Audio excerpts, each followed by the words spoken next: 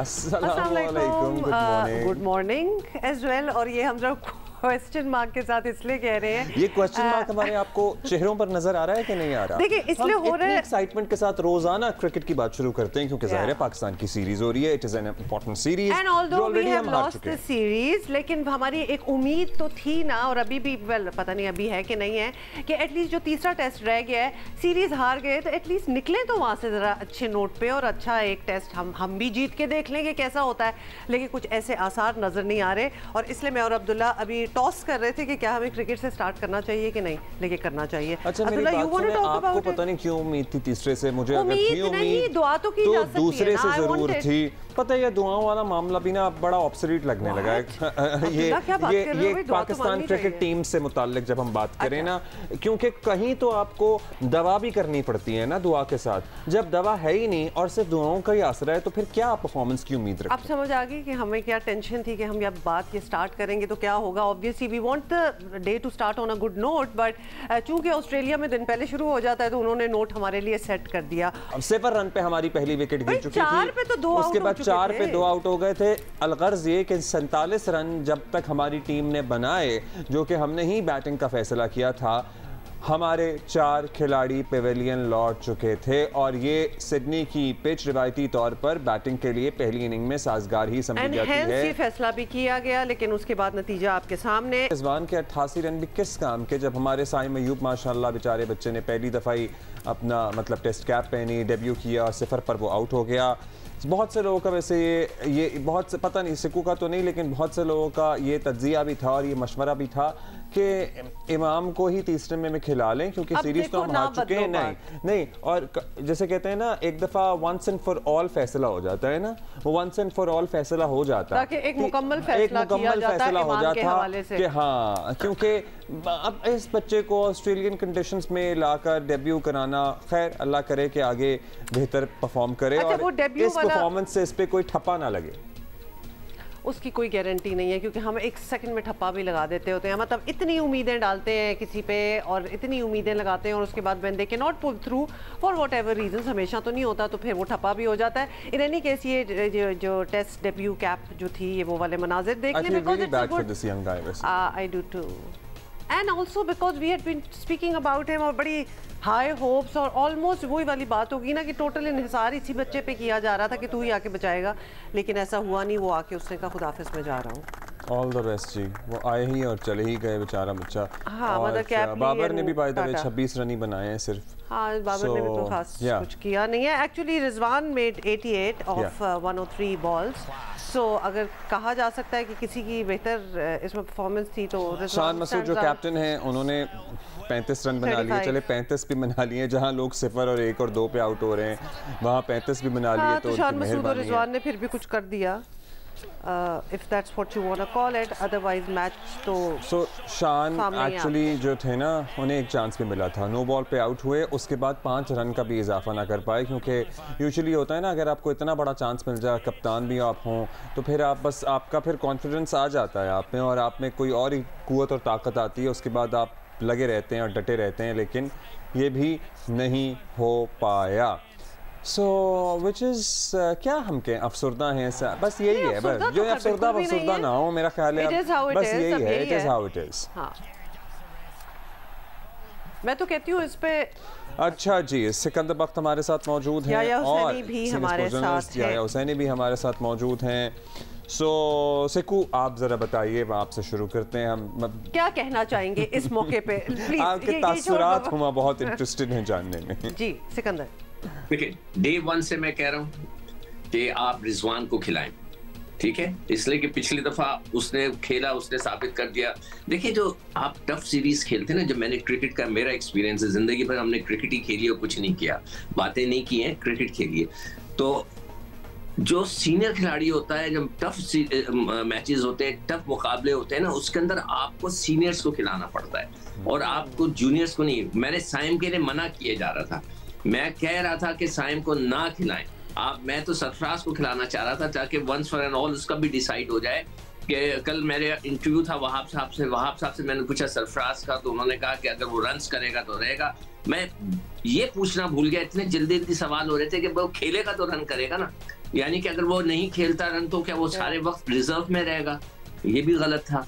तो मैं तो ये चाह रहा था सरफराज भी खेल लेता, शान मसूद ओपन कर लेता। आपकी वही थ्योरी है कि रिजवान और सरफराज को इकट्ठा खिलाते हैं, इंग्लैंड भी खिलाते हैं, खिला के एक दफा फैसला कर लेना। देखो सरफराज इज 35-36, इधर वो टीम के अंदर हो या वो फिर टीम में रहे ना, फिर नया बच्चा आ जाए कोई, ताकि उसको हम बना सकें। 35 का बंदे को लेके कैरी करना और फिर उसको खिलाना नहीं, ये तो बेवकूफों वाली बात है ना। ये क्रिकेट में ऐसी चीजें नहीं होती कि 35 साल 36 साल का लड़का है, उसको लेके आप कैरी कर रहे हैं, खिला भी नहीं रहे, और सीनियर भी है, वो कप्तान भी रह चुका है, उसको फिर फारिग करें, नए बच्चे को लेके आए, वरना खिलाएं। ये तो मैं शुरू डे से कह रहा हूँ, रिजवान का भी मैं यही कह रहा था।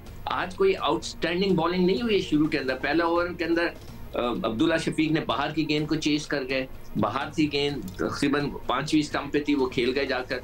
और बाबर का तो मैंने क्लिप्स निकाल ली है, कोई 10-15 क्लिप्स, इन जो गेंद अंदर आता है वो उस पे आउट हो रहे हैं। वो मैं क्लिप मैंने अपने प्रोड्यूसर को भेजी है, मैं कल दिखवाऊंगा वो, अगर आप बोलेंगे मैं आप लोगों को भी भेज दूंगा।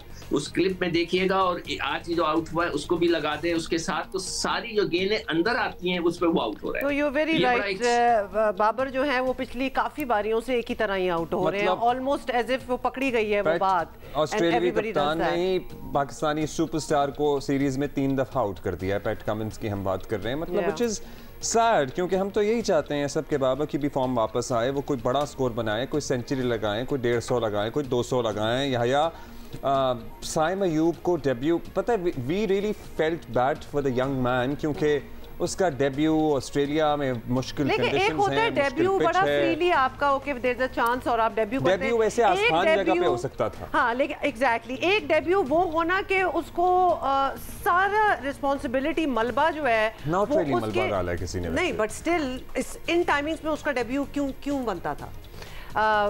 या सबसे पहले तो अस्सलाम वालेकुम हुमा और अब्दुल्ला, और मुझे नहीं पता कि आप लोग इतना मातम क्यों कर रहे हैं, आप लोग इतना अफसोस क्यों कर रहे हैं, आप लोग इतना रोना गाना क्यों कर रहे हैं कि साइम को खिला लिया। तो भाई ये Saim versus Australia test match नहीं है, ये टेस्ट मैच है पाकिस्तान बनाम ऑस्ट्रेलिया।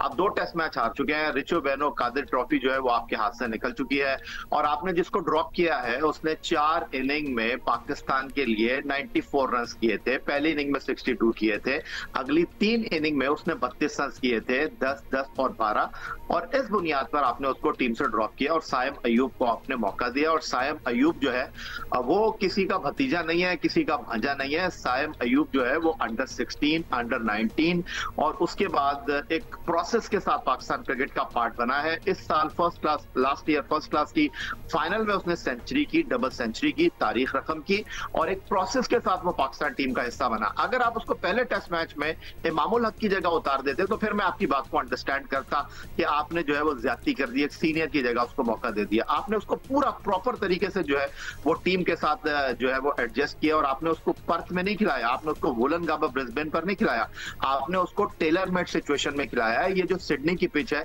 मोरलेस ये बैटिंग पैराडाइज कहलाती है और स्पिन ट्रैक है, और अनलकी वो आउट हो गए। और टेस्ट क्रिकेट की अगर आप तारीख देखें तो सईद अनवर का नाम आप लोगों ने सुना होगा, वो अपने पहले टेस्ट मैच की दोनों इनिंग में 0 पर आउट हुए थे और उनका करियर आपके सामने है।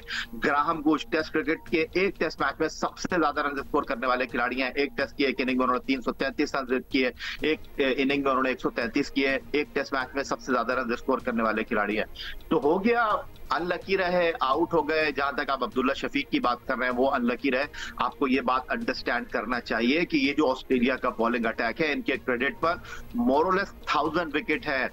PAT Cummins, Mitchell Starc, Josh Hazlewood, दुनिया का बेस्ट अटैक है। और ये कह देना कि जी किसी खिलाड़ी का करियर खत्म हो गया, करियर किसी खिलाड़ी का खत्म नहीं होता। आप जब तक क्रिकेट खेल रहे हैं, आप बात करें अगर मिसबाउल हक की 44 साल की उम्र तक वो क्रिकेट खेलते रहे तो सेलेक्टर्स तो उस खिलाड़ी को सेलेक्ट करेंगे जो अच्छी परफॉर्मेंस दे रहा है। और ये जो कहना है कि नए खिलाड़ी को लेकर आ जाओ, ये तो आप हर साल सुनते रहते हैं कि जी नए खिलाड़ी को लेकर आ जाओ। नए खिलाड़ी को आप उस वक्त मौका दें जब वो परफॉर्म भी कर रहा हो। तो मेरा ख्याल है कि खिलाने पे जाहिर है किसी को कोई एतराज नहीं है। Yahya, you know, all the best for his future and career as well. बस उसकी हमदर्दी में लोग कह रहे थे कि प्रॉब्ली वो जिम्बाब्वे के खिलाफ किसी सीरीज से अपने टेस्ट करियर का आगाज कर लेता, because Australia is obviously a tough team. आप खुद ही कह रहे हैं कि it is one of the most difficult bowling attacks in the world. Thrown into the deep end, क्योंकि obviously ऑस्ट्रेलिया एक बड़ी strong team है। अच्छा, कुछ स्टैट्स कुछ हमारे पास बाबर के हवाले से भी हैं, who did not really have a great year 2023 अगर देखा जाए, क्योंकि since the start of 2023 Babar Azam ने टोटल जो स्कोर किया था ना वो 230 रन्स किए थे, test runs in 10 innings, 230। Not मैं कोई डूम्सडे सिनारियो इधर नहीं बना रही सिकंदर, 26 मिला लें तो 256 हो जाएंगे बस। अब ये अब इसमें आज में हो जाएंगे। So where is Babar headed Sikandar? नहीं देखो, बादल से ये है कि साइम के अगेंस्ट कोई नहीं है। साइम ने जितने रन्स के जो भी याया ने परफॉर्मेंस बताई बिल्कुल सही है। जब से मैं क्रिकेट खेल रहा हूँ, हमारे बड़ों के साथ खेल रहा हूँ, हमेशा कहा जाता था कि यार किसी नए प्लेयर को डालना है ना, पहले हल्की टीम के खिलाफ डालो ताकि वो बिल्डअप हो जाए। यही चीज सब कह रहे थे, सबकी हमदर्दी, किसी को हमदर्दी नहीं है इमाम उल हक से। मुझे तो 100% नहीं है, इसलिए कि वो जो जिस तरह वो खेलते हैं वो मैं नहीं समझता कि वो इंटरनेशनल क्रिकेट की तरह अचानक खेलते हैं।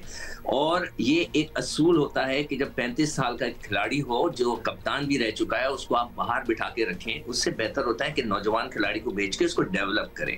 ये एक फार्मूला होता है जो क्रिकेट के अंदर, जब मैं 1975 से खेल रहा हूँ, ये फार्मूला इस्तेमाल हो रहा है और दुनिया भर में होता है। एनीवे, अब आप बाबर की बात कर रहे हैं। बाबर का ये साल बहुत ही खराब गया है, और जो मैंने जैसे आपको बताया, मेरे पास एक क्लिप है, वो मैंने उसको भिजवा दी अपने प्रोड्यूसर को, आप लोगों को भी भिजवा दूंगा। उसमें आप देखें हर दफा वो अंदर आने वाली गेंद को, स्पिनर के अंदर भी, स्पिनर ने भी जहां गुगली की है वो आउट हो रहा है, और वो जो उनका जो चाइनामैन बॉलर होता है उसका जो गेंद पड़ के अंदर आता है उस पर भी वो अंदर वाली गेंद पे आउट हो रहा है, चाहे वो गलत शॉट मार रहा हो मगर अंदर वाली गेंद पे वो आउट हो रहा है। तो ये एक ऐसी चीज है, वो इतना बड़ा खिलाड़ी है, उसको ये चीज अपनी सही करनी पड़ेगी कि क्या वजह है। अभी एक कमेंटेटर ने बड़ी अच्छी बात बोली कि उसका जो पैर है, ये टेक्निकल चीज है, जो क्रिकेट खेला है वो समझ सकेगा, जो पैर है वो गेंद के साथ नहीं जा रहा। अगर गेंद इधर गिरती है तो पैर उसका इधर गिर रहा है, तो थोड़ा फर्क है। क्रिकेट में कहते हैं जहां गेंद गिरती है पैर उस तरफ जाना चाहिए। अगर आपका पैर गेंद इधर गिर रहा है और पैर आपका इस तरफ आ रहा है तो इसका मतलब है you are giving a gap between the bat and pad.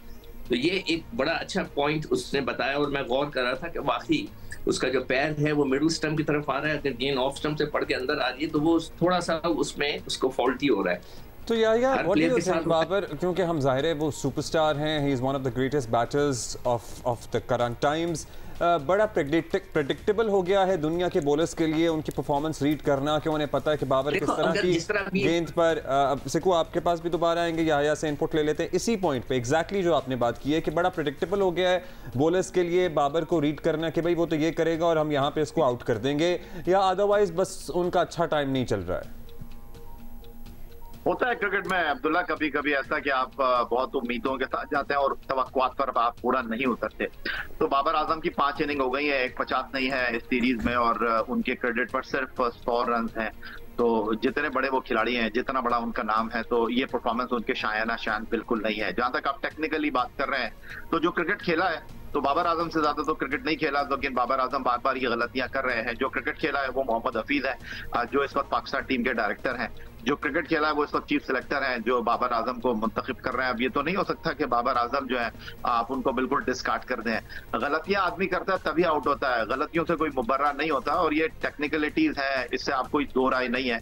और दुनिया के बड़े बड़े बैट्समैन, हर किसी का कोई ना कोई फॉल्ट होता है, और बाबर आजम का ये फॉल्ट है, और इसमें कोई शक व शुबे की गुंजाइश नहीं है। कोई आउटसाइड द ऑफ स्टंप बाहर जाती हुई गेंद को गैर इरादी तौर पर खेल जाता है, कोई अंदर आती हुई गेंद पर आउट हो जाता है। हर किसी का कोई ना कोई जो है वो फॉल्ट होता है। ये जो आपने बात की है ना कि बड़े बड़े बैटर्स के साथ ये दुनिया में हुआ है, तो अभी केस इन पॉइंट बिल्कुल रिसेंटली बिफोर 2023 विराट कोहली के भी 2 साल गुजरे जिसमें कोई वो सेंचुरी भी ना कर सके, और उनका जनरली एक बुरा वक्त गुजर रहा था। लेकिन इसमें करना क्या होता है, इसमें the player has to help himself, उसको अपनी गेम बेहतर करनी होती है। क्योंकि ऐसा नहीं है कि बाबर को कभी भी किसी ने भी ये बात की हो कि इन्हें हटा दें, इन्हें निकाल दें। Everybody has in the country, I would say, has been so supportive to a player, and that is Babar अभी तो ये साल स्टार्ट हुआ है, there's a lot of cricket to be played in this year। Sikandar आप बता दें कि करना क्या है अब ये बैट जी हुमा, होता ये है कि जब आप बहुत अच्छा खेल रहे होते हैं ना तो आपके फॉल्ट्स नहीं पता लगता, कोई आपके फॉल्ट्स नहीं देखता, ठीक है। आप जब परफॉर्मेंस नहीं कर रहे होते ना तो सारे कमेंटेटर्स, हर कोई आपके फॉल्ट निकालने लगता है कि आखिर क्या हो रहा है कि ये आउट हो रहा है, ठीक है। अभी जिस तरह रिजवान आउट हुआ है वो उसका फेवरेट शॉट है, जब अगर वो जल्दी जल्दी ये आउट होने लगेगा तो वो शॉट उसका वो ये कोई इतना आउटस्टैंडिंग शॉट नहीं है उसका, ये शॉट T20 वाला शॉट है जिसमें वो आउट हुआ है, जिसमें वो रन्स भी बहुत करता है। तो जब वो रन्स नहीं करेगा ना तो फिर उसके फॉल्ट्स निकाले जाएंगे। जब तक वो रन्स कर रहा है इट्स ओके। और जो दूसरी चीज ये होती है, जब नया प्लेयर जब जैसे तेंदुलकर आया था, जब गेंद पड़ के अंदर आ रही होती है वो ऑन साइड खेलते हैं बड़े अच्छे, मगर जैसे जैसे उम्र गुजरने लगती है, थोड़ी थकन हो जाती है, बॉडी आपकी थकने लगती है, तो आप स्लो होते हैं तो वो गेंद पैरों पे लगने लगती है, आप पे लेग बिफोर होने लगते हैं। तो हो सकता है कि बाबर के साथ भी यही हो रहा हो कि वो उनकी जो बॉडी है वो थोड़ी थकन हो सकता है, माइट बी वेरी टायर्ड, कि उसको एक थोड़ा सा रेस्ट मिल जाए ताकि वो जो उसकी बॉडी की कोऑर्डिनेशन है वो प्रॉपर हो जाए, तो वो सही हो जाएगा। अच्छा जी, अल्लाह का बिल्कुल जी, वो हमारी तो यही दुआ है। सो या हम इस डिस्कशन को कंक्लूड करेंगे। ज़ाहिर है कल दोबारा से आप दोनों को जहमत देंगे अपना दूसरे दिन टेस्ट मैच के, लेकिन do you think that we still have a chance in this test match? शुरू में तो हमें 47 पे 4 थे तो बस सारी उम्मीद छोड़ के बैठ गए थे, बट ऑब्वियसली टेस्ट में चांस तो रहता ही है। What should we do? देखिए अब्दुल्ला, ये जो सिडनी का ग्राउंड है ये पाकिस्तान के लिए उम्मीदों का महवर है। पाकिस्तान यहाँ पर 8 टेस्ट मैच खेला है, 2 जीता है, 5 हारा है, 1 टेस्ट मैच यहाँ पर ड्रॉ हुआ है, और 1 टेस्ट मैच हम यहाँ पर इंतखाब आलम मुश्ताक मोहम्मद की क़यादत में 1978 में जीते। उसके बाद अगला टेस्ट मैच 1995 में जीते, और आखिरी बार ऑस्ट्रेलिया को ऑस्ट्रेलिया में हमने सिडनी में ही हराया है। और यहाँ की कंडीशन को मद्देनजर रखते हुए हमने अपने स्क्वाड में एक स्पिनर को शामिल किया है। तो अब साजिद जो कि इस वक्त सलमान अली आगा के साथ बैटिंग कर रहे हैं, वो सलमान अली आगा के साथ पाकिस्तान के स्पिन अटैक का हिस्सा होंगे। तो अब देखना यह है कि पाकिस्तान टीम ऑस्ट्रेलिया के खिलाफ यहाँ पर किस तरह की कारकर्दगी का मुजाहरा करती है। लेकिन हम जो ऑस्ट्रेलिया में बात करते हैं कि बॉलर्स को 20 विकेटें लेना होगी, तो यहाँ पर बल्लेबाजों को भी थोड़ा सा जिम्मेदारी का मुजाहरा करना होगा। चाहे वो पहला मैच खेल रहा हो, चाहे वो 50वां मैच खेल रहा हो, थोड़ा सा लंबी इनिंग खेलनी पड़ेगी। और इस टेस्ट मैच में अगर आपको ऑस्ट्रेलिया को टफ टाइम देना है, पहली इनिंग तो आपकी हो गई जैसे तैसी, 6 आउट हो गए आपके, लेकिन सेकंड इनिंग में 1 सेंचुरी की आपको जरूरत है। वो कोई भी करे, शान करें, सऊद करें, बाबर करें, चाहे अब्दुल्ला शफीक करें, चाहे रिजवान करें, सलमान अली आगा, 1 सेंचुरी, एक अच्छा स्कोर, एक अच्छा टेस्ट मैच हो सकता है। क्योंकि 95 में जब आपने ऑस्ट्रेलिया को हराया था तो कितना हाई स्कोरिंग मैच नहीं था, तो मैच अच्छा हो सकता है। लेकिन जिस तरह का पाकिस्तान ने स्टार्ट लिया, मुझे नहीं लग रहा कि ये टेस्ट मैच भी जो है वो 5वें दिन जाएगा। अच्छा, बैटिंग तो खैर फिलहाल हम देख ही रहे हैं। फाइनल क्वेश्चन, बॉलिंग भी अगर देखें तो ऑस्ट्रेलिया जो है वो अपनी पूरी बॉलिंग स्ट्रेंथ के साथ आया हुआ है। इनफैक्ट उनके बॉलर जो है एग्जैक्टली वो वर्ल्ड कप से उनको कोई ब्रेक नहीं मिली, वेयरएज हमारे एक तो अनफिट होते जा रहे हैं, इंजरीज होती जा रही है, ऊपर से हमने शाहीन शाह अफरीदी को भी रेस्ट करवा दी है ऑब्वियसली फॉर द नेक्स्ट जो न्यूजीलैंड में होना है। तो ये भी हमारा एक क्या कहेंगे, ये भी हमारी एक प्रॉब्लम हुई है। कल मैं जब बात कर रहा था उससे, हम लोग उनसे बात कर रहे थे, आपके जो सिलेक्टर हैं वहाब रियाज से, उनका भी ये ख्याल था कि हमारे लड़के फर्स्ट क्लास क्रिकेट और 4 रोजा क्रिकेट जब तक नहीं खेलेंगे, जब तक वो तगड़े नहीं होंगे। और जब टेस्ट क्रिकेट आप खेल लेते हैं ना तो फिर वो आपके लिए वनडे खेलना, T20 खेलना बहुत आसान हो जाता है। टेस्ट क्रिकेट खेलना मुश्किल होता है। एक दफा वो आप उसमें पक्के हो जाए तो हमें अपना सिस्टम को, मैंने पहले भी बोला है कि ये लड़के, अच्छा एक और बड़ी मजे की बात बोलिए कि वहाब रियाज ने हमें बताया कि जी जब हम आए हैं तो हमने पूछा कि आपकी लड़कों की फिटनेस का प्रॉब्लम क्या है, ये जो टेस्ट किधर चला गया, तो उन्होंने कहा, वहाब रियाज ने, अभी आज चलेगा वो इंटरव्यू, कि उन्होंने कहा कि हमको ये बताया गया है कि हमसे ये कहा गया कि लड़कों की फिटनेस पे बात करने की जरूरत ही नहीं है, उनसे बात ही ना करें फिटनेस की, यानी कि सोचना भी मना है। यानी कि हम हैरान हंस रहे थे, वो भी हंस रहा था, हम भी हंस रहे थे कि भाई ये कौन सी ऐसी बात हो गई कि लड़कों को ये कह दिया जाए कि आप फिटनेस के बारे में सोचे नहीं, बस खेलते जाएं। ये कैसे हो सकता है? तो ये वहाब रियाज ने अपने इंटरव्यू में बोला है। समझ नहीं आई है मुझे बात, वैसे मुझे ऐसा लग रहा है, आई एम जस्ट थिंकिंग शायद ये कहना हो not to draw attention to it while they are in the play, attention की बात हो। बात ही ना करें, छोड़ दें सब बच्चों को, ये कैसे हो सकता है? You were saying something हैरानी की बात। आज आप इंटरव्यू देखिएगा। जी जरूर देखेंगे। या आप बताएं। बात दरअसल ये है कि प्रोफेशनलिज्म का तकाजा है। ये नहीं है कि हर चीज बोर्ड जो है वो डंडा परेड आपको कराए। प्रोफेशनलिज्म का तकाजा ये है क्योंकि आप क्रिकेटर हैं, आपको अपनी खामियों पर काम करना है, तो आप अपने आप को जितना जानते हैं आप उतना बेहतर कर सकते हैं। मैं क्विकली आपको ये बता दूं कि हो क्या रहा था। ये जो कुछ 2 साल पहले जो सिस्टम चल रहा था ना, कि कुछ खिलाड़ी डोमिनेट कर रहे थे। तो हो ये गया था कि कहा यह जा रहा है कि जो मैनेजमेंट थी उन्होंने बिल्कुल 2 साल तक कोई फिटनेस टेस्ट नहीं लिया और ये खिलाड़ियों की ईमा पर हुआ। उन्होंने कहा कि जी आप कोई फिटनेस टेस्ट नहीं लेंगे, यो नहीं लेंगे, कोई जो है दूसरा टेस्ट नहीं होगा, और जो टीम खेल रही है ये बेस्ट टीम है और आप इनको कैरी करें। क्योंकि खिलाड़ी अच्छा परफॉर्म कर रहे थे, उनका अपर हैंड था, मैनेजमेंट ने उनके सामने घुटने टेक दिए। एक छोटी सी चीज मैं आपके सामने शेयर कर दूं, और वो ये है कि आपको पता है कि जैसे ऑस्ट्रेलिया में जा रहे थे तो टीम मैनेजमेंट चेंज हो गई, क्योंकि पहले मिक्की आर्थर जा रहे थे, बाद में डायरेक्टर जो है मोहम्मद हफीज बनता है। तो इत्तेलात यह है कि पाकिस्तान टीम का जो पिंडी में कैंप लगा था वो 4 दिन ऑफ था, और ऑफ होने की वजह यह थी कि एक खिलाड़ी की शादी हो रही थी और उन्होंने कहा कि उस खिलाड़ी की शादी हो रही है तो सारे खिलाड़ी वहां पर जाएंगे, तो ये कैंप 4 दिन के लिए नहीं होगा। तो जब मोहम्मद हफीज आए तो उन्होंने कहा कि भाई शादी तो एक खिलाड़ी की हो रही है, दूल्हा तो एक खिलाड़ी बन रहा है, तो बाकी किस लिए कैंप ऑफ होगा। उन्होंने कहा जिसकी शादी है उसको छुट्टी दे देते हैं, बाकी ये कैंप जारी रहेगा। तो इस हद तक चीजें हो रही थी, इस हद तक आप जाएंगे और इस हद तक आप मामलात को हैंडल करेंगे तो फिर फिटनेस कैसे हो सकती है। आप विराट कोहली की बार बार मिसाल देते हैं, आप बार बार दूसरे खिलाड़ियों की मिसाल देते हैं, आप बार बार ऑस्ट्रेलिया की मिसाल दे रहे हैं, आप कह रहे हैं कि जी ऑस्ट्रेलिया की टीम जो है वो तो वर्ल्ड कप से बिल्कुल थ्रू आउट खेलती भी आ रही है। तो बात दरअसल ये है कि वर्ल्ड कप में जो ऑस्ट्रेलिया की टीम खेली है उन्होंने साल में आई थिंक मेरा ख्याल है ये जो ऑस्ट्रेलिया का फास्ट बॉलिंग अटैक है उन्होंने बमुश्किल 10 एक रोजा मैच भी नहीं खेले होंगे पिछले साल, क्योंकि उनको अच्छी तरीके से ये पता था कि हम वर्ल्ड कप खेलने के लिए जा रहे हैं। और ये जो आप सवाल कर रहे हैं ना कि ये ऑस्ट्रेलिया के bowler Josh Hazlewood, PAT Cummins और उनके साथ मिचेल स्टार्क, ये तो पहले 2 टेस्ट मैच भी खेले, इन्होंने क्यों नहीं आराम किया। सीरीज में 2-0 की उनके पास बढ़तरी है, एक गेम प्लान उनके पास है, ये आईसीसी टेस्ट चैंपियनशिप का हिस्सा है ये सीरीज। वो चाहते हैं कि 3-0 से पाकिस्तान को हराएं ताकि अपने पॉइंट्स बढ़ाएं। और जो मेरे पास इत्तलात है वो ये है कि टीम मैनेजमेंट ने शाहीन आफरीदी को आराम नहीं कराया। शाहीन आफरीदी ने उनसे कहा कि जी मैं तीसरा टेस्ट मैच नहीं खेलना चाहता। तो लोग यही सवाल कर रहे हैं कि अगर पैट कमिंस खेल रहे हैं, जोश हेजलवुड खेल रहे हैं और मिचेल स्टार्क खेल रहे हैं, तो भाई शाहीन आफरीदी क्यों आराम कर रहे हैं। तो ये है सूरत हाल। बिकॉज जाहिर है वो हमारे स्टार बॉलर हैं, वो हमारे तजर्बाकार बॉलर हैं, सीनियर हैं, उनकी ज़बरदस्त इनपुट हो सकती थी। आगे जाके उन्होंने कप्तानी भी करनी है, लेकिन आगे जाके उन्होंने कप्तानी भी करनी है। Thank you. Alright, thank you. In a sad state of affairs, particularly ये शादियां, ये लाइफस्टाइल, ये फिट, ये तो if you know that this is also your bread and butter. वैसे तो इतने पैसे मिल गए होते हैं इन लोगों को कि ये 4 कमर्शियल प्लाजा लेते हैं और उनको किराए पे दे देते हैं। ये हकीकत में आपको बता रहा हूँ। And their life is set, which is okay, but at the same time this is also your passion and this is also, you know, a great source of income for you. So you would go to any lengths, I would go to any lengths to look a certain way, to speak a certain way, because you know, when you know that this is your bread and butter, why would you not? Why would you? Why का तो जवाब खैर कभी नहीं मिलेगा, लेकिन मुझे बड़ी इंटरेस्टिंग बात लगी है कि एक की शादी है तो बाकी सारों को भी छुट्टी मिल गई।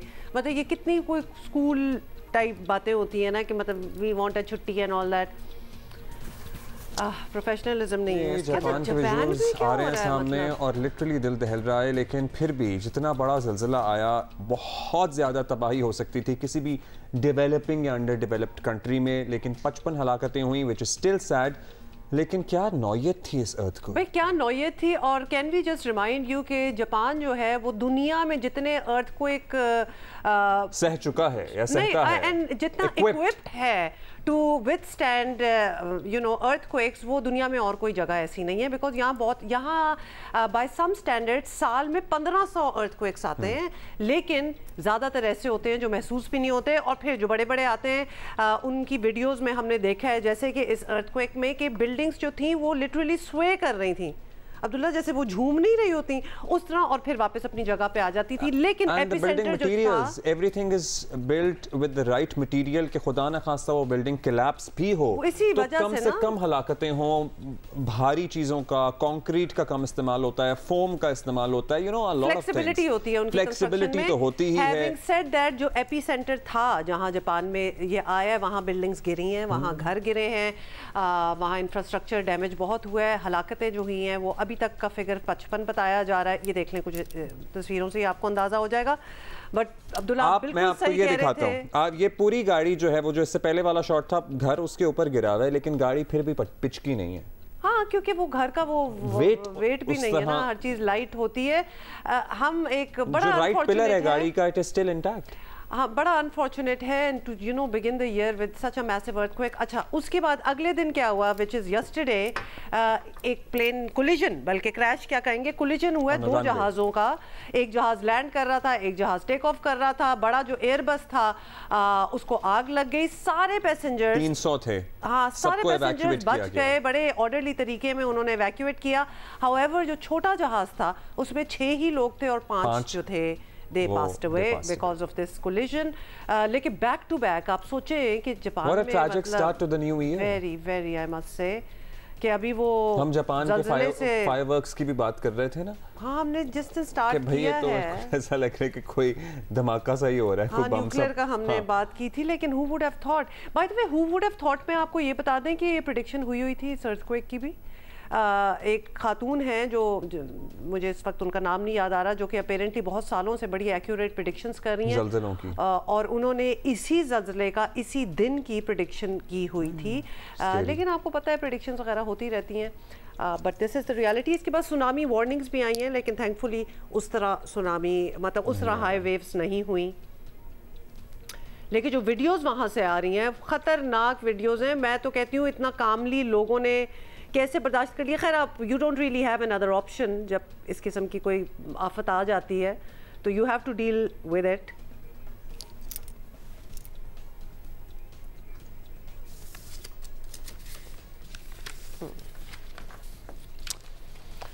अच्छा जी, पंजाब में वैसे तो पर्टिकुलरली लाहौर में तो ऐसी ठंड पड़ रही है कि खून जम जाए। मतलब मरी was 11, Lahore is 10, Islamabad is 14, Lahore is 10। मरी से ज्यादा सर्दी लाहौर में पड़ रही है। लाहौर मतलब मेरी फैमिली इधर से उधर हो रही है एंड दे वर सेइंग कि तुम तो सोचो भी ना लाहौर आना, बिकॉज बर्दाश्त नहीं होगा। लेकिन सियासत जरा गर्मा गर्म है। क्यों? क्योंकि फड्डे हो रहे हैं। मुस्लिम लीग नून में मखसूस नशस्तों पर बड़े फड्डे पड़े, इल्जामात लगे कि कई सियासी खानदान जो हैं वो आम पार्टी खवातीन कारकुनों का हिस्सा ले उड़े।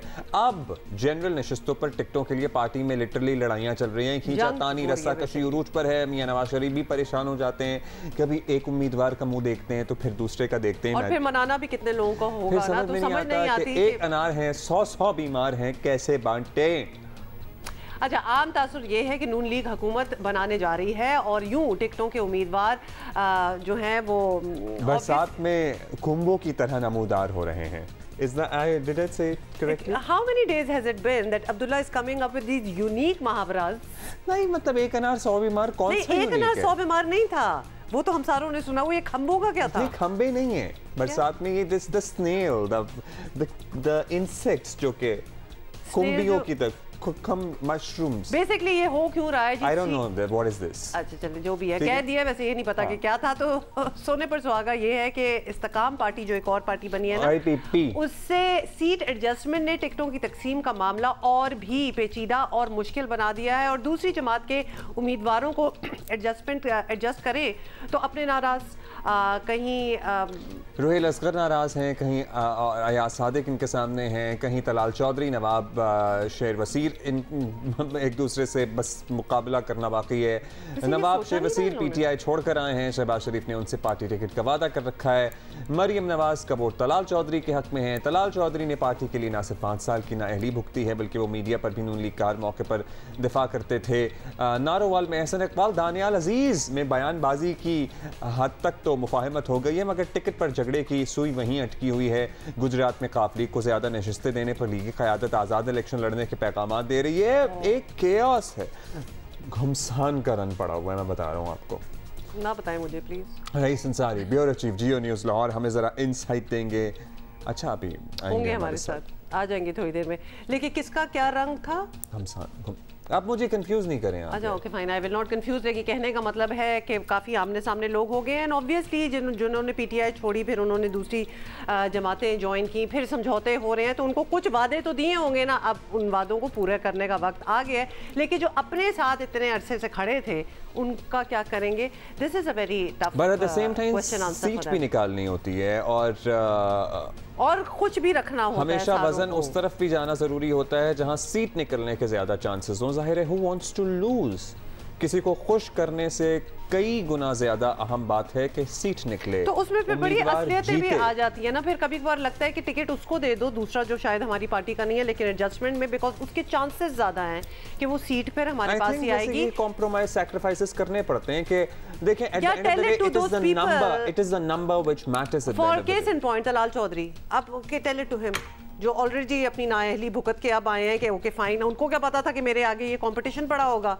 और एक आप तो यही समझ रहे होंगे ना कि मेरा ख्याल है कि लोगों को भी पार्टी के जो लोग हैं अगर उन्हें लग रहा है कि उनके मुखालिफ यानी कि उनके मद्दे मुकाबिल जो भी शख्स है जो छोड़ के आया फलां ढमका है, अगर वो सीट निकाल सकता है, आपको ज़्यादा चांसेस लग रहे हैं उसके सीट निकालने के, तो मेरा ख्याल है फिर ये बात समझनी चाहिए। और फिर कोई भी पार्टी बरसर इक़्तिदार आती है तो फिर 100 स्पेशल असिस्टेंट भी बनते हैं, फलां मतलब आप भी उसमें होता है। एडजस्ट हो जाएंगे। हाँ।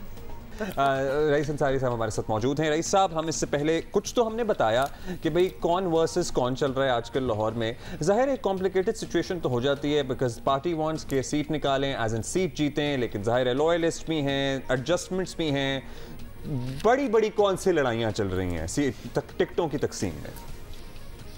देखिए, आपने ठीक कहा कि देखिए मुल्क भर में जो मुल्की सतह पर है उसमें पाकिस्तान पीपल्स पार्टी है, नून लीग है, तहरीक इंसाफ है, लेकिन अगर पंजाब की जो कि जिसकी सीटें जो हैं कौमी असम्बली में तकरीबन आधे से ज़्यादा बनती हैं, यहाँ जो है यहाँ एक ही पार्टी है नून लीग। तहरीक इंसाफ के जो लोग हैं उनके कागजात तो आपके सामने तकरीबन 90% के मुस्तरद हो चुके हैं। तो जो आज़ादाना इलेक्शन में हिस्सा ले रही है वो इस वक्त नून लीग है। लेकिन जिस तरह आपने टिकट एडजस्टमेंट की बात की तो इसमें नून लीग भी खुद आज़ाद नज़र नहीं आ रही। देखिए, जिस तरह पीपल्स पार्टी है, पीपल्स पार्टी जैसा भी है कुछ की बड़ी सीट एडजस्टमेंट नहीं है, वो ख़ुद इलेक्शन में हिस्सा ले रहे हैं। वो बाद में कोई हुकूमत बनाने में अपना इलाक़ करेंगे या जो भी करेंगे या नहीं करेंगे वो बात की बात है, लेकिन वो एक बड़ी पार्टी के तौर पर ख़ुद इलेक्शन में है। लेकिन नून लीग का मसला ये है, नून लीग ने काफ लीग से भी सीट एडजस्टमेंट करनी है और बहुत दबाव है IPP से भी सीट एडजस्टमेंट करने का, फिर GDA से भी सीट एडजस्टमेंट है, MQM से सीट एडजस्टमेंट है। इस सूरत में तो मुस्लिम लीग का अपना वजूद कहाँ गया? मतलब बहुत बड़ी पार्टी है, सीट एडजस्टमेंट कर रही है। तो अब देखिए ना कि लाहौर में जो चल रहा है, परसों दो रोज़ पहले भी IPP और नून लीग की क़यादत की मुलाकात हुई, कई मुलाकातें हो चुकी हैं, यानी सीट एडजस्टमेंट हो रही है, नज़र ये आ रहा है। अच्छा, IPP तो और नून लीग का मामला अभी तक सेटल नहीं है, मतलब वो इत्तेहादी जमातें हैं, इल्हाक हो रहा है या नहीं हो रहा है? क्योंकि कभी लगता है हो रहा है, कभी लगता है नहीं हो रहा। देखिए अब्दुल्ला साहब, इल्हाक और चीज़ है, हाँ, ये सीट एडजस्टमेंट और चीज़ है, फड्डा पड़ा हुआ है सीट एडजस्ट। अब देखिए ना, अब नून लीग जो है अगर एक सीट भी लाहौर में अलीम खान को देती है MNA की, तो उसको तो लाहौर में वजूद ही ख़राब हो जाएगा। और वो सीट जहाँ पर उनके 2018 में उनका अपना MNA जीता था, 119 में दें या 117 में दें।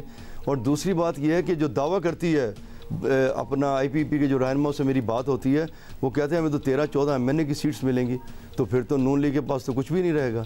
और दूसरी बात है, नून लीग में अपने भी कुछ सीट के एडजस्टमेंट में इश्यूज़ आ रहे हैं जो बड़े रहनुमा हैं। लाहौर में रोयल अस्कर एयाज सादी का मसला है, हल्के का मसला है, और फिर एक बड़ा मसला है फैसलाबाद जड़ावाला 96 का, वहाँ तलाल चौधरी को जो है वो मरीम नवाज़ और परवेज़ रशीद साहब जो उनको उसको सीट देना चाहते हैं। लेकिन जो PTI का जो मुनर्रफ था नवाब शेर वसीर, उसको शहबाज शरीफ ने वादा किया वो सीट उसको देनी है, गालिबन लगता उसको ही मिलेगी है। तो मतलब इतना प्रेशर है नून लीग पे। अच्छा, तलाल चौधरी नवाब शेर वसीर दोनों को अगर कंपेयर करें तो पार्टी फिर अल्टीमेटली ये फैसला करेगी ना कि जीतने के चांसेस किसके ज्यादा हैं, इसी बेस पे फैसला होगा फिर? नहीं, मेरा ख्याल इस बेस पे फैसला, पिछली बार 2018 में तलाल हार गया था ना वहाँ से, नवाब शेर वसीर से हारा था। तो लेकिन बात यह है कि उनसे जब जिन लोगों ने जब अदम एतमाद हुआ और मुनर्रफ लोग PTI के साथ मिले, उसमें राजा रियाज है, नवाब शेर वसीर है, इनसे वादा किया गया था आपको टिकट दी जाएगी, अब उस वादे तो को उसे ऑनर टिकट भी देनी करना पड़नी है। लेकिन अब ऐसे वादों भी तो है रईस साहब, अब ऐसे वादों को ऑनर करेंगे तो अपने लोगों को नाराज करेंगे या फिर एक एक्सपेक्टेड अंडरस्टैंडिंग है कि जी अपने जो होंगे वो अंडरस्टैंड कर जाना चाहिए उनको, और बाद में कहीं स्पेशल असिस्टेंट फलां ढमका मतलब और कोई छोटी मोटी तो नहीं बट बाकी पोस्टों पर लगा देंगे। जी, बात दुरुस्त आपकी कि जिस तरह रोयल अस्कर है, अगर एयाज सादी को वहाँ, क्योंकि एयाज सादी के हल्के में 12 जो इस वक्त यूनियन काउंसिल के चेयरमैन हैं, उन्होंने लिख कर दिया कि हमें इस हल्के में एयाज सादिक चाहिए, तो अल्टीमेटली फिर रोयल असगर को मनाएंगे अगर उसको टिकट दिया अयाज सादिक को। और उनका बड़ा पुराना आपको पता है हल्का है ये अयाज सादिक का, उन्होंने मतलब लोग उनसे वाकिफ हैं, लोगों को पता है कि भाई लाहौर का एक हल्का अयाज सादिक का हल्का है। रईस साहब आपको तो पता ही है असल के। अच्छा अब जैसे कि जी रईस साहब नहीं देखिए अयाज सादिक और रोयल असगर का कंपैरिजन करें तो जो लाहौर के शहरियाँ अयाज सादिक को ज़्यादा प्रेफर करते हैं, वो पढ़े लिखे हैं, धीमे अंदाज में चलते हैं, और रोयल असगर का स्टांस और तरह का होता है। तो वो चाहते हैं कि उनके हल्के में जिस तरह चेयरमैन 12 यूसी के चेयरमैन अयाज सादिक के हक़ में आ गए हैं, तो उन्होंने आगे कंपेन भी उन्होंने चलानी है, तो बेहतर अयाज सादिक ही वहाँ बनते हैं। लेकिन रोयल असगर तो खुद क्या वो कहता है मुझे बेटे का सूबाई टिकट भी दो, और उन्होंने बड़ी धुआंधार तकरीर की थी पार्लिमानी बोर्ड में, लेकिन उनके मुकाबले में हफ्ते के रोज़ अयाज सादिक साहब ने भी बड़ी ज़बरदस्त अपनी पॉइंट ऑफ व्यू रख दिया। उसने कहा मुझे हल्के के लोग कहते हैं कि आप पार्टी से लड़ नहीं सकते अपने हक़ के लिए, तो मैं ज़िद भी कर सकता हूं और मनवा भी सकता हूं, लेकिन मैं पार्टी पॉलिसी जो पार्टी की पॉलिसी है उसका डिसिप्लिन का पाबंद हूं, इसलिए मैं ज़्यादा बात नहीं कर सकता। तो दूसरी तरफ देखिए रोयल असगर उम्मीद है कि हुकूमत जो नून लीग की क़यादत है ये मामला को हल करेगी। उधर एहसन इकबाल और दानियाल अजीज़ का मामला कैसे सेटल होगा? में वहाँ क्या हो रहा है?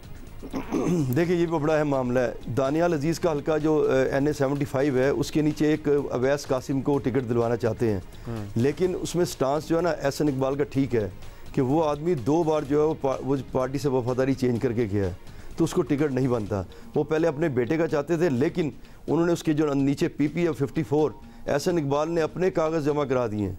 अब देखिए पार्टी का सेक्रेटरी जनरल है, वो एक MNA की सीट पे है, एक MPA की, तो उसको तो नाराज़ करना मुश्किल हो जाएगा नून लीग को। तो अगर उसको नाराज़ करेंगे या नहीं नाराज़ होंगे तो उन्हें मनवा लेंगे, किसी तरह मान जाएंगे वो भी। तो एक वो वहाँ मामला भी अड़ा हुआ है। अच्छा मामला नून लीग में जो जी रईस साहब ये जो रिजर्व सीट्स फॉर विमेन उनकी भी बात कर लेते हैं, क्योंकि वहाँ तो काफ़ी जिसको फड्डा कहा जाता है कि वो ये, और इल्ज़ाम ये है नून पे कि उन्होंने सारी अपनी जो ख़वातीन हैं, जैसे कि मरियम औरंगज़ेब की वालदा साहिबा कर ले, ख्वाजा आसिफ की बेटी या उनके कोई रिश्तेदार हैं, तो उनको ये सीटों में एडजस्ट किया जा रहा है, वेरएस जो एक्चुअल ट्रू वर्कर्स कारकुन हैं ख़वातीन उनको कंसिडर नहीं किया जा रहा है। ऐसा ही होता है? जी बिल्कुल। देखिए पहली बात है जब इलेक्शन स्टार्ट होते हैं ना तो 95% MNS को पता हो कि हम नहीं आना है। ये जो बहुत ज़्यादा इंटरव्यूज होते हैं तकरीबन ये कह लें कि ये बस ढोंग ही रचाया जा रहा होता है, ये किसी भी पार्टी का हो, नून लीग हो, पीपल्स पार्टी हो, तहरीक इंसाफ हो। अब देखिए जिस तरह आपने कहा इसमें बड़े एतराज़ हैं, और पहले टिकट ये मरियम औरंगज़ेब की वालदा का है, थर्ड उनका अपना नाम है, इसी तरह ख्वाजा आसिफ की, वो सब जो ऑलरेडी जाने पहचाने थे उनके नाम हैं। इसमें मैं एक और आपको ऐड करता चलूँ, बड़ी अहम बात कि लाहौर नून लीग में लाहौर में 3 ख़ानदान इलेक्शन लड़ते हैं, एक शरीफ ख़ानदान, एक खोकर ख़ानदान और एक मलक ख़ानदान। अब जो मलक ख़ानदान के पास 3 सीटें थी, परवेज़ मलक की डेथ हो गई तो उनकी जगह उनकी वाइफ ने इलेक्शन लड़ा, वो पहले भी स्पेशल सीट पे भी थी, और उनके बेटे ने अली ने दूसरी जगह से इलेक्शन लड़ा, 3 सीटें उनके पास थीं। लेकिन जो इस वक्त नज़र आ रहा है कि जो परवेज़ मलक का या शाइस्ता परवेज़ मलक का हल्का था 127 वो अता तारड़ को दिया जा रहा है, और जो 119 में जिसमें कागज़ जमा कराए उनके बेटे अली परवेज़ ने, गालबन मरीम नवाज़ वहाँ से इलेक्शन लड़ेंगी। तो अमली तौर पर ये कह लें कि हल्के की सियासत ना, इस वक्त हल्के की सियासत से मलक ख़ानदान आउट हो गया, उनको स्पेशल सीट पे शाइस्ता परवेज़ मलक को दे रहे हैं, और हो सकता है कि बाद में अगर जितने परवेज़ मलिक मुतहर्रिक थे उसके बाद उनकी अहलियाँ ने भी काफ़ी मतलब बहुत मुतहर्रिक थे, वो तो बहुत ही ज़्यादा मुतहर्रिक थे ना, बट अदरवाइज उनकी जो आगे अगली नस्ल है क्या वो भी उतनी ही इन्वेस्टेड लगती है सियासत में जैसे कि अहमद परवेज़? जी बिल्कुल बिल्कुल। मैं आपको बताऊँ शाइस्ता परवेज़ और अली परवेज़ बहुत ही इन है, लेकिन अली परवेज़ भी ये कहता है अगर 119 से मरीम नवाज़ ने इलेक्शन लड़ना है तो वो हाजिर हैं, लेकिन अगर उन्हें वहाँ से नहीं आना और तो फिर 119 उनका हल्का है वो अलीम खान को देने को तैयार नहीं है, तो वो वहाँ भी एक मामला फंसा हुआ है। लेकिन इसमें लगता है कि 119 पे मरीम नवाज़ खुद ही होंगी, और जो 120 हल्का है उस पर तो अयाज सादिक जाने को तैयार नहीं है, और ना ही रोयल असगर उस पर जाना। उनका हल्का भी डिस्टर्ब हुआ है? नहीं, खोकर बड़े इंटैक्ट है, उनके हल्का जो है दोनों हल्के गालबन 125 126 उसमें दोनों भाई हैं, बल्कि उन्होंने इस बार अपने बच्चों को, उनका एक फैसल जो बेटा है सैफ खोकर का वो बहुत मुतहर्रिक है, उन्होंने अब की 2 MPA के टिकट भी बच्चों के अपने मांग लिए हैं, और उम्मीद 2 नहीं तो 1 तो उनके बेटे किसी एक को मिल ही जाएगा, तो वो उनका पूरा हल्का एक राइवल का सारे में मैं तो कहता हूँ गाँव देहात तो छोड़ दें, लाहौर में जो कि बड़ा शहर है, मेट्रोपॉलिटन सिटी अब है, इसमें कोई ऐसा टिकट मिलेगा किसी को जिस पे हम कहें यार वाह नून लीग ने ये काम किया, ये देखो ये सियासी वर्कर था, इसका कोई सियासी खानदान नहीं है, इसको टिकट दिया है? कोई ऐसा टिकट है, कोई नौजवान, मतलब कोई ऐसा एग्जाम्पल, कोई ऐसी एग्जाम्पल कोई भी आपकी नज़र से गुजरी हो कहीं भी? देखिए बिल्कुल नून जो कौमी असम्बली की टिकट है उसमें तो कोई भी वर्कर नहीं है। अगर वर्कर क्या है, जिस तरह पुराने चलते आ रहे हैं, जो 117 में मलिक रियाज है जो पिछले 2018 में भी जीता था, तो हमारी इत्तलात ये हैं कि उसको टिकट नहीं दिया जा रहा इस बार, और उसके बताया जा रहा है कि उसके हल्के में उसकी वो पोजीशन नहीं है जो पहले थी माजरत। तो इसमें जो है ना वहाँ वो पुराना चलता आ रहा था, लेकिन उसमें किसी किस्म की जो कोई ऐसा वर्कर MNA की सतह पर किसी को नहीं, मैं आपको गिनवा देता होता। तारण हैं, हाफिज़ नुमान इनके पुराने हैं, और 3-4 हल्कों से शहबाज शरीफ खुद हैं, हमज़ा हैं, मरीम नवाज़ हैं, ख़ुद नवाज़ शरीफ हैं। तो इसी तरह जो है सारे हल्कों में वही लोग हैं जो इनके पुराने लोग हैं। इनमें नया याद सादिक हैं, रुयल अस्कर हैं, कोई नया ऐसा नहीं कि अचानक कोई वर्कर इन्होंने एंटर किया हो। हाँ, सूबाई जो अभी सीटें हमारे सामने नहीं है पूरे नाम सही तरह, उन सीटों पे कोई वर्कर एडजस्ट हो जाए तो कोई पता नहीं है, लेकिन MNA की सीटों पे कोई वर्कर एडजस्ट नहीं हुआ अभी तक। तो अभी ये मामला चल रहा है, और नून लीग जो है इस वक्त बहुत लोग कह सकते हैं कि बड़ी आराम से चल रही है, लेकिन मेरे नज़दीक नून लीग में को टिकटों की तकसीम में खुद बड़े मसले हैं। सीट एडजस्टमेंट दूसरी पार्टियों से करनी है। बहुत शुक्रिया आपका, thank you. Bureau chief Geo news Lahore Raees Ansari sahab हमारे साथ मौजूद थे। देखिए डिसअपॉइंटमेंट ये है ना कि मुड़ मुड़ के फिर वही लोग होते हैं। आई मीन नॉट दैट ठीक है अच्छा चला रहे हैं तो वही लोग होने चाहिए, लेकिन वो जो नई पौध को या some new faces, some fresh ideas, सिर्फ शक्लें नहीं बदलती फिर आइडियाज़ भी बदलते हैं, वैसी कोई चीज़ आई डोंट नो हम एक्सपेक्ट कर रहे थे कि नहीं इनके बच्चों से उम्मीद रखें फिर आप। अच्छा जी, अभी हम बात पता नहीं ये तो बादल कब छटेंगे कब नहीं छटेंगे, लेकिन इस्लामाबाद में भई धुंध यूनिक फिनोमेना है ना ज़रा, और 12 परवाज़ें, इतनी धुंध कि 12 परवाज़ें मनसूख हो गई, मतलब कैंसिल ही हो गई, और धुंध के बायस 24 घंटों में एक्चुअली आज के दिन में सिर्फ 12 और 24 घंटों में 42 परवाज़ें मनसूख हुई हैं। इस्लामाबाद का फ़्लाइट ऑपरेशन मुतासर होने से PIA का स्केड्यूल शदीद मुतासर हुआ है। इस्लामाबाद, जद्दा, PK741, दोहा, अच्छा वो तो खैर उन लोगों को पता चल ही जाएगा। ये सारी कहने का मतलब ये है कि इस्लामाबाद में सर्दी का जो मौसम होता है उसमें भी निज़ाम ज़िंदगी जो है ना वो चलता रहता है, लेकिन अब लगता है कि ये धुंध ज़रा वहाँ भी पहुँच गई है। So that's a bit of alarming situation. Zarmeen Zahra हमारी कॉरेस्पॉन्डेंट है, वो हमें ज़्यादा बता रही है।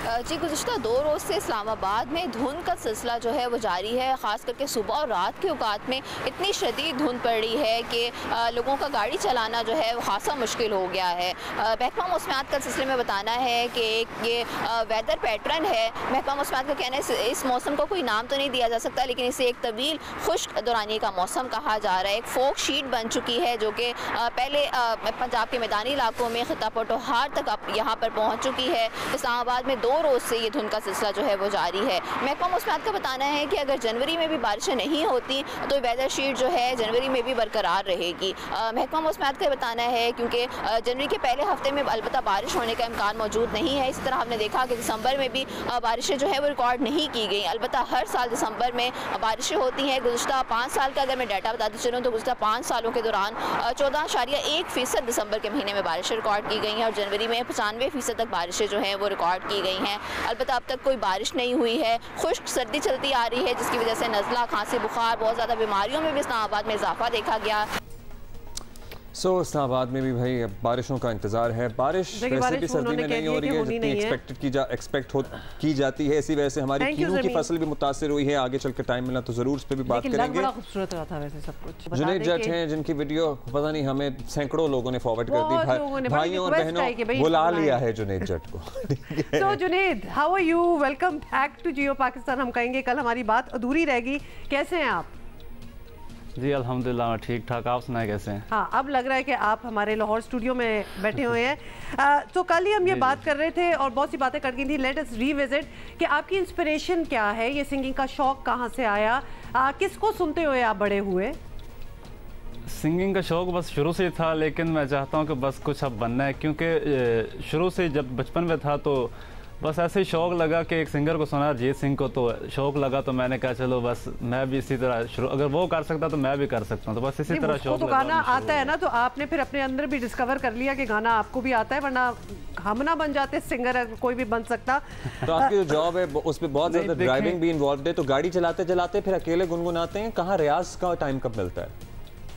रियाज मेरा तकरीबन सारा दिन ही होता रहता है, क्योंकि मैं सारा दिन कुछ ना कुछ गुनगुनाता रहता हूँ, तो बस इसी तरह रियाज मेरा होता रहता है। क्या प्रैक्टिस करते हैं आप वैसे?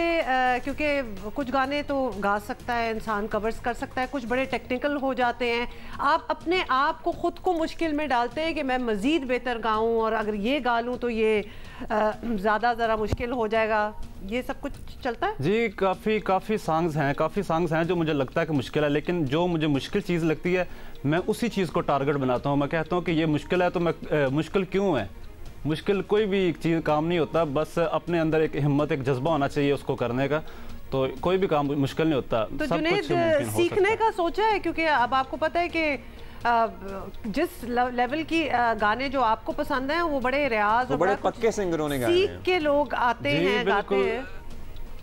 जी बिल्कुल, मैं सीखना मैंने शुरू भी कर दिया हुआ है और काफ़ी मेरी प्रैक्टिस जारी है। जबरदस्त हो गया। अपना गाना करना चाहते हैं एज एन, या फिर किसी, आज हमारे यहाँ तो फिल्मों से ज्यादा ड्रामों के गाने मशहूर होते हैं, कोई ऑफर्स वगैरह आई हैं? ड्रामों में गाना चाहते हैं, OST वगैरह? ऑफर्स जी बिल्कुल, ऑफर्स काफ़ी आई हैं, लेकिन मैं चाहता हूँ कि मेरा जो मकसद है, मैं चाहता हूँ कि ड्रामे जो है ना, जितने भी हमारे पाकिस्तानी ड्रामाज हैं, इनमें जो है काम करने का मेरी कोशिश भी है और मैं चाहता भी हूँ। नहीं, क्या मतलब सिंगिंग की बात हो रही है या हम आगे एक्टिंग में निकल गए हैं? नहीं, सिंगिंग में पाकिस्तान ड्रामा OST और बड़े जबरदस्त OSTs होते हैं, उतने ही मशहूर होते हैं जितना ये गाने होते हैं। अभी तक जो भी आपने हमें सुनाया है वो अरिजीत सिंह के ही सुनाए हैं, और कुछ नहीं होता, हम भी उनके बहुत बड़े फैन हैं, लेकिन कोई और पाकिस्तान में कोई आतिफ असलम, राहत फतेह, माशाल्लाह हमारे तो भरे पड़े हैं singers, beautiful words as well. फरमाइशें आना शुरू हो गई हैं, बहुत शुक्रिया। इसलिए जुनैद हम अभी आपको जाने नहीं देंगे कहीं, हमें ब्रेक लेनी है, आप हमारे साथ रहें। ट्विटर हैंडल से लेंगे, जो लोग हमें कर रहे हैं आप हमें लिख के बता सकते हैं आरजे पाकिस्तान TV पे, X के हैंडल पे, और इसके बाद जो है हम एक आध गाना ज़रूर और सुनेंगे। So you can't complain any more कि जी म्यूज़िक कम हो गया हमारे शो पे, म्यूज़िक तो उठ रहा है भाई। So please write to us, tell us what you want to listen to. अच्छा, हुआ क्या? वही हुआ जिसका खदशा था और जाहिर बल्कि किया जा रहा था। मौसमियाती तब्दीलियों ने कीनू के बागात को बुरी तरह मुतासिर किया है। कह रहा था ना, जो आपको प्यारा प्यारा लग रहा है धुंध, ये बारिश ना होने के बहुत बुरे असरात होते हैं। ज़ाहिरी शक्ल तक हमारे कीनू की मयारी नहीं है, एज इन जो टेस्ट तो हम छोड़ दें, अभी जो शक्ल उसकी है ना वो भी मयारी नहीं है, जिल्द पर धब्बे हैं। यही वजह है कि मौजूदा सीज़न में कीनू की बरामदी ऑर्डर्स में 50% कमी आई है। 3 से 4 माह का सीज़न 1.5 माह तक महदूद हो गया है। कीनू की पैकिंग और को प्रोसेस करने वाली आधी फैक्ट्रियां बंद हो गई हैं, जिससे 4 लाख अफराद का रोज़गार ख़तरे में पड़ा है। पाकिस्तान चंद साल पहले तक 4.5 लाख टन कीनू की एक्सपोर्ट से $22 करोड़ ज़र मुबादला कमाता था, मगर इस साल ये हुजम निस्फ से भी कम, यानी 1.5 से $1.25 लाख टन तक महदूद हो गया है, और इस तरह मुश्किल से $10 करोड़ ज़र मुबादला हासिल होने का इम्कान है। Pakistan fruit and vegetable exporters association गुज़श्ता कई बरसों से मुतल्लिका इदारों की तवज्जो कीनू की पैदावार को लाहक खदशात से आगाह करती रही है, मगर अफसोस कि किसी ने इन खदशात पर तवज्जो नहीं दी है। पता नहीं आगे हमें भी मिलेंगे कीनू खाने के लिए, आइंदा बरसों में पता नहीं क्या होगा। अब एग्जैक्टली क्या मसाइल है और कब से ये इसकी निशानदही कर रहे थे, ये बात करते हैं। Pakistan fruit and vegetable exporters association Waheed Ahmed sahab हमारे साथ मौजूद हैं, हर साल ही होते हैं। जी वहीद साहब, ये तो अच्छी खबरें हमारे सामने नहीं आ रही इस बार। Welcome by the way to Geo Pakistan. बताइएगा, ये जो खदशात हैं, ये जो मौसम की तब्दीली की वजह से जो असरात हम देख रहे हैं, ये आप लोगों ने फोर्सी कर लिए थे, प्रिडिक्ट कर रहे थे आप लोग कि ये होगा? जी, ये बातें तो हम 8 साल से कर रहे हैं। बात है कि क्लाइमेट चेंज तो, ग्लोबल वार्मिंग तो और क्लाइमेट चेंज तो पूरी दुनिया का इम्पैक्ट है, मगर जो कीनू है उसका ये इम्पैक्ट ये नहीं है, क्योंकि पूरे एग्रीकल्चर में पाकिस्तान में इम्पैक्ट है, मगर कोई भी वैरायटी सिट्रस के अंदर, मतलब कि लेमन हो, ग्रेट फ्रूट, ऑरेंज या कीनू, वो वैरायटी 25 साल के बाद बदली जाती है दुनिया के अंदर, मगर हमारे यहाँ ये 60 साल से चलती जा रही है। इंसान की भी लाइफ होती है तो एक फ्रूट की भी लाइफ होती है कि वो कब तक चलती रहेगी। उसकी वजह से ये हम 8 साल से जब इश्यूज नहीं आ रहे थे, उस वक्त से हम कह रहे थे कि पैरेलल वैरायटी को इंट्रोड्यूस कराएं क्योंकि आगे जाके ये मिसाइल खड़े हो जाएंगे, जो आज आके ये खड़े हो गए। इस साल नहीं, पिछले साल ये काम शुरू हो गया। मगर इस साल ये भी पता नहीं मिथ है कि हकीकत है कि एक साल अच्छी फसल होगी कीनू की, एक साल अच्छी नहीं होगी, तो ये वो वाला मामला नहीं है, ये कॉन्स्टेंटली डिक्लाइन की तरफ जा रहा है मामला। जी जी, ये वो मामला ही नहीं, हम तो उसकी बात ही नहीं कर रहे। ये नॉर्मल है जी, हर साल बम्पर क्रॉप नहीं होती, कभी नॉर्मल, कभी कम हो जाती है, कभी बम्पर हो जाती है, तो ये तो एक एग्रीकल्चर में लगा रहता है, ये चीजें, ये नॉर्मल है। मगर बात है, हम तो ये कह रहे हैं वैरायटी ही अब ये खत्म की जाए और दूसरी वैरायटी को इंट्रोड्यूस कराएं, और हमारा सीजन जो 4 महीने का होता था वो 1.5 से 2 महीने का रह गया। क्या वैरायटी हो? और देखें, वैरायटीज मैंड्रीन के अंदर बहुत है, ऑरेंजेस के ऊपर काम करें, हम लेमन के ऊपर काम करें, 4-5 वैरायटी के ऊपर काम करें। हम चाहते हैं ये जो हमारा सीजन का जो स्पैन है अक्टूबर से लेके मई तक हो। अगर हम 2024 से काम करते हैं अगले 4-5 साल के अंदर, इस इंडस्ट्री को हम फिर $300 मिलियन पे ले जा सकते हैं, और 10 सालों में हम इसी को $1 बिलियन पे ले जा सकते हैं। मगर बात है कि हमें वैरायटीज और इसमें हम फ्रेश के अंदर और वैल्यू एडेड के अंदर काम कर सकते हैं। पहले ये हमें जरा क्लियर कर दें हमारा माइंड के, हम वैरायटियों की तो बात कर रहे हैं लेकिन साथ साथ मौसमियाती तब्दीलियों की भी बात कर रहे हैं, तो अगर हम ये वैरायटीज इंट्रोड्यूस कर दें नई, तो उस पर मौसमियाती तब्दीलियां जो हैं, इन्वायरमेंटल चेंजेस का उस तरह असर नहीं पड़ेगा? देखें, लाजमी वो पड़ेगा। बात है कि रिसर्च बेस हमें काम करना पड़ेगा। बात है कि हमारी जो रिसर्च के लोगों की इतनी कैपेसिटी नहीं है कि वो न्यू वैरायटीज को इंट्रोड्यूस कराएं। अगर होती तो वो करा चुके होते। हमें जो है चाइना, टर्की, इजिप्ट, मोरक्को की हेल्प लेनी होगी, क्योंकि हमें वैरायटीज तो अभी देखनी पड़ेगी कौन सी हमारी सूट करेगी। अच्छा। और हमें नए एरिया के ऊपर भी काम करना पड़ेगा, क्योंकि ऑलरेडी सरगोदा बलवार की सराउंडिंग के अंदर जो है ऑलरेडी जो है जो जमीन है उसके ऊपर बहुत गंदा इम्पैक्ट आया हुआ है, डिजीज है। हमें नए एरिया और हमें सरगोदा बलवार को भी बेहतर करें। जो कीनू है अगर इसको हम बेहतर कर सकते हैं करें, मगर इसकी लाइफ तो खत्म हो गई है। मगर कि एक इंडस्ट्री जहाँ पे 4 लाख लोगों का रोजगार है और जो फैक्ट्रीज 200 से ज्यादा हैं, जो 300 बिलियन रुपीस की जो इन्वेस्टमेंट है जो प्रोसेसरों की, तो वो भी सब अभी क्या काम करेंगे। अभी देखें, ये एक 8 साल से बातें करते हुए आज हम इस नतीजे में पहुंचे कि पूरी इंडस्ट्री क्लैप्स होगी। आज जो इम्पोर्टर है, अभी आपने भी अपने इंट्रोडक्शन में बताया कि जो चीजें हैं ना अपीयरेंस से बिकती है, ये नहीं कि इसके अंदर ब्लेमिश, उसके अंदर दाग आएंगे तो कौन लेगा इंटरनेशनल मार्केट में। एक और चीज, एक और क्लैरिटी चाहिए कि अगर आप जो चेंजेस प्रपोज कर रहे हैं, ठीक है, इट मेक्स सेंस, रेजिस्टेंस कहाँ से आ रही है? मतलब जो सारे फार्मर्स रेजिस्ट कर रहे हैं। नहीं देखें, फार्मर तो रेजिस्ट नहीं करेगा, इसलिए कि बात है कि पंजाब हुकूमत का काम है और फेडरल हुकूमत का काम है, एग्रीकल्चर जो मिनिस्ट्री है उनका काम है कि ये लेके आए। बात मैंने तो यही देखा जी, 8 साल से जो हुकूमत आती है बस वो बातों के अलावा शॉर्ट टर्म तो काम कर देते हैं, किसानों को खाद में सब्सिडी दे देते हैं। मगर मैं ये नहीं कहता वो गलत बात है, मगर बात है कि लॉन्ग टर्म में क्या दिया आज तक। इस मुल्क में जो काम होता है ना, सुबह उठ के आज देखते हैं हम कि आज क्या करना है। कोई लॉन्ग टर्म प्लानिंग क्या है मुल्क की? हमारी 10 साल की प्लानिंग किधर है? मुल्क ऐसे चलते हैं, रिसर्च डेवलपमेंट में लोग तरक्की करते हैं। अभी हम बात एक्सपोर्ट की कर रहे हैं, मैं तो यहाँ फूड सिक्योरिटी की भी बात करूंगा। पाकिस्तान में जो नजर आ रही है चीजें, कभी आपकी क्या कितनी चीजें महंगी होती जा रही है। बात है कि यहाँ हील्ड के गैप है, मौसम के बहुत बड़ा इम्पैक्ट है।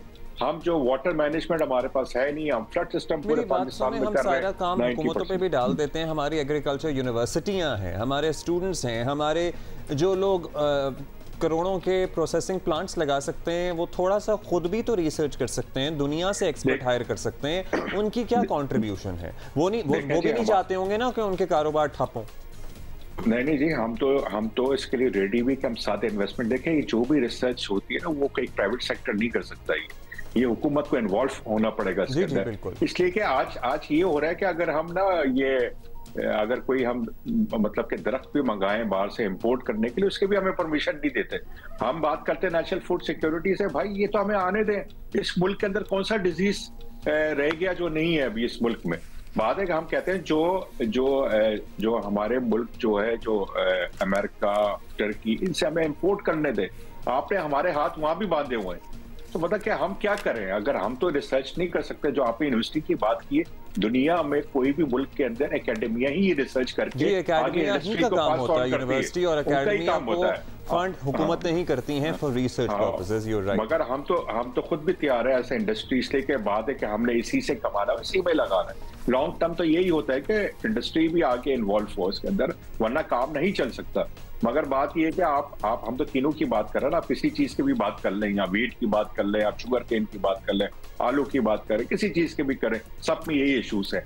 हम ऐसा पाकिस्तानी कलेक्टिवली सारों को ये डिसीजन करके आगे बढ़ना पड़ेगा कि वी नीड सम वैरायटी, और हमें इनोवेशन भी डेफिनेटली चाहिए टू टैकल विद ये सारी तब्दीलियां जो हो रही हैं।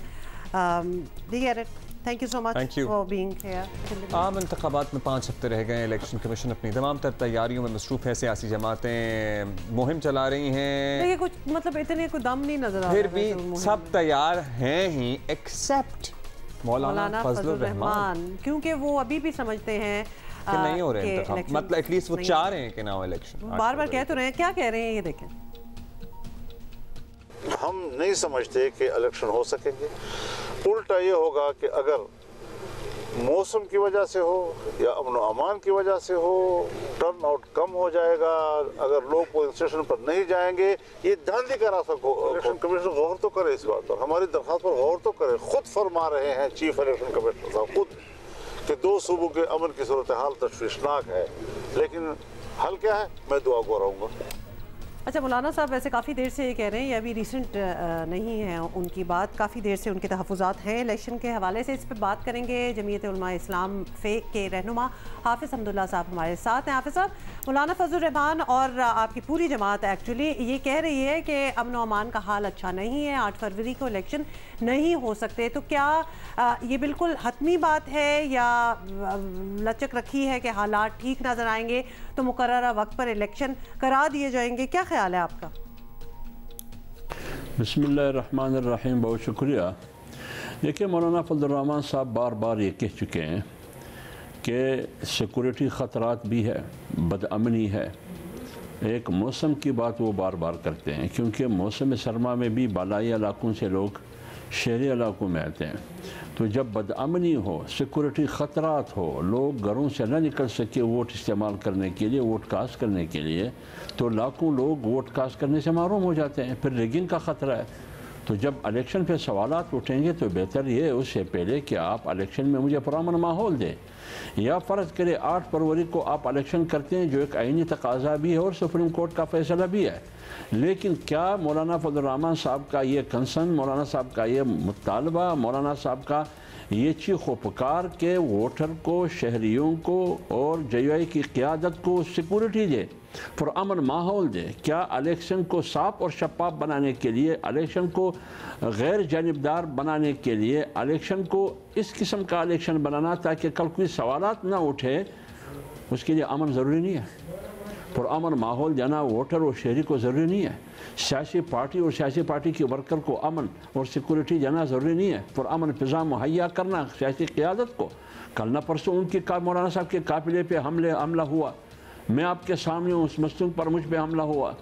तो जब अगर कल खुदा न ख्वास्ता इलेक्शन के माहौल में, इलेक्शन के दिन में या उसके आसपास हमले होते हैं, लाशें गिरती है, तो फिर इसका ज़िम्मेदार कौन है? इसका ज़िम्मेदार रियासी इदारे, हुकूमत है, इलेक्शन कमीशन है, अदालत है। तो लिहाजा हम ये समझते हैं मौलाना साहब के नोटिस ले, इस सवाल को एड्रेस कर लें, संजीदगी से लें, इतना ही मुतालबा है मौलाना। हाफिज़ साहब, मौलाना साहब का ये तज्ज़िया, आपकी भी बातें, इलेक्शन में इल्तिवा की ख्वाहिश अपनी जगह, लेकिन यहाँ एक और सवाल ये है कि नवाज़ शरीफ मौलाना साहब के इत्तेहादी, ज़रदारी साहब पुराने दोस्त, इनका ऐलानिया बयानिया तो यही है कि इलेक्शन में ताख़ीर नहीं होनी चाहिए। जब मौलाना साहब अपने लोगों को, अपने करीबी लोगों को नहीं मनवा सके, तो ये तवक्को क्यों है कि इलेक्शन कमीशन बात सुन लेगा, या अदालत में बात मनवा सकेंगे, या इंटरिम हुकूमत कोई काम करेगी? ये बात एक हकीकत है कि मौलाना साहब जो सवाल उठा रहा है कि अमन अमान के हवाले से, सिक्योरिटी खदशात के हवाले से, और ये सिर्फ मौलाना साहब नहीं कहते हैं, वज़ारत दाखिला आया रोज़ थ्रेट्स लेटर जारी करते हैं मौलाना साहब को, JUI को। तो जब वज़ारत दाखिला हफ्ते में एक थ्रेट्स लेटर जारी करता है और मौलाना साहब की ज़िंदगी को ख़तरात के हवाले से उनको बाखबर रखता है और मौलाना साहब उसका इजहार करता है मुख्तलिफ़ प्रेस कॉन्फ्रेंसेस के ज़रिए, इज्तिमाआत के ज़रिए। अब अगर पाकिस्तान की बड़ी सियासी पार्टियाँ जो अशरफ अली ज़रदारी साहब क़यादत कर रहा है एक पार्टी की, दूसरे की मियाँ नवाज शरीफ साहब, अगर वो भी इनको संजीदा नहीं लेते हैं तो ये सवाल आप अशरफ अली ज़रदारी साहब से पूछिए कि मौलाना साहब के इस सवाल को आप लोग क्यों संजीदा नहीं लेते हैं। ये सिक्योरिटी ख़तरात आप लोगों के सामने और वज़ारत दाखिला भी बार बार कह चुकी है।